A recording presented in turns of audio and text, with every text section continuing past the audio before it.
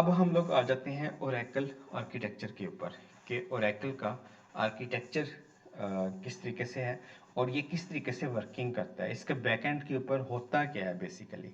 तो मैंने आपको बताया कि जो हमारे पास ओरेकल है ये बेस करता है MVC के ऊपर, मॉडल व्यू कंट्रोलर के ऊपर। ये MVC क्या चीज़ है, ये एक डिज़ाइन पैटर्न है, इसके ऊपर मैं नेक्स्ट वीडियो में आपको बड़ी डिटेल के साथ चीज़ें बताऊंगा। अभी के लिए आप लोग ये अंडरस्टैंड कर लें कि MVC ये एक डिफरेंट लेयर्स के अंदर हम लोग अपनी चीज़ों को डिवाइड कर लेते हैं। उसमें एक मॉडल लेयर होती है, एक कंट्रोलर लेयर होती है और एक व्यू लेयर होती है।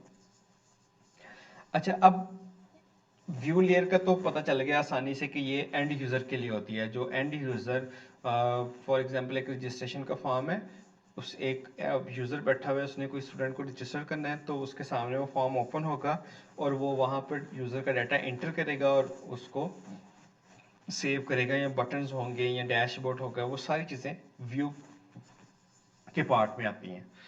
फिर सेकेंडली हमारे पास मॉडल लेयर आ जाती है।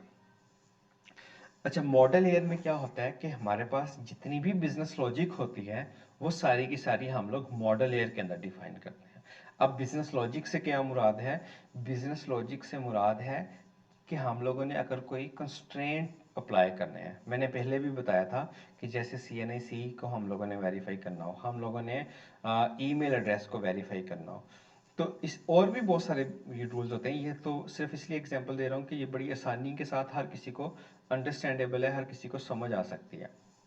तो मॉडल लेयर के अंदर हम लोग अपने डाटे के ऊपर कंस्ट्रेंट्स और चेक्स अप्लाई करते हैं।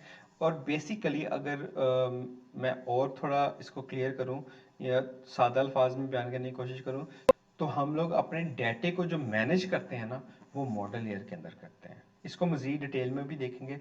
हम लोगों ने ये देखा कि व्यू लेयर क्या होती है, मॉडल लेयर क्या होती है।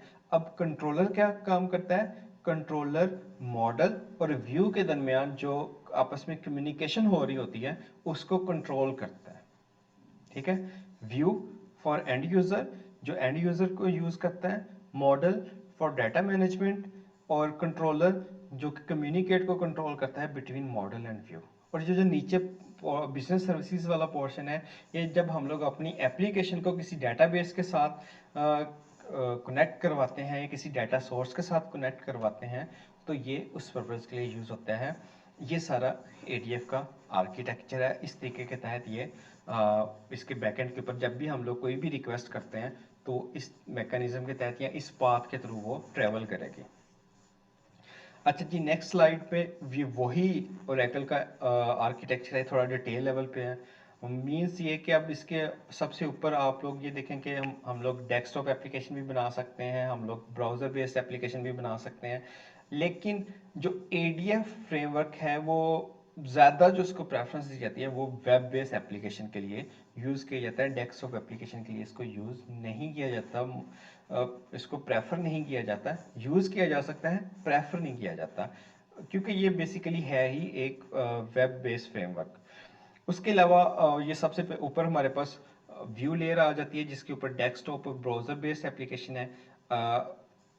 अगर आप राइट साइड पे देखें जो व्यू लिखा हुआ आ रहा है, उसके व्यू के बिल्कुल नीचे हमारे पास कंट्रोलर है। कंट्रोलर क्या काम कर रहा है? ये वही जो हमारे पास मॉडल लेयर और व्यू लेयर के दरमियान कम्युनिकेशन होती है उसको कंट्रोल करता है। फिर हमारे पास मॉडल लेयर आ जाती है, बिजनेस सर्विसेज लेयर आ जाती है। अब देखें कि जो डाटा सर्विसेज हैं, बिजनेस सर्विसेज के नीचे डाटा सर्विसेज हैं, उसके अंदर हमारे पास डिफरेंट डाटा सोर्सेज हो सकते हैं।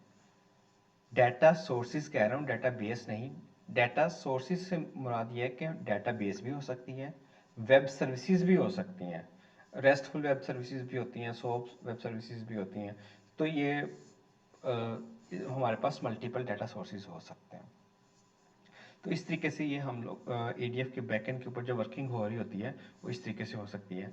अच्छा, इसके ऊपर हम लोग मोबाइल फ़ोन की एप्लीकेशन भी क्रिएट कर सकते हैं।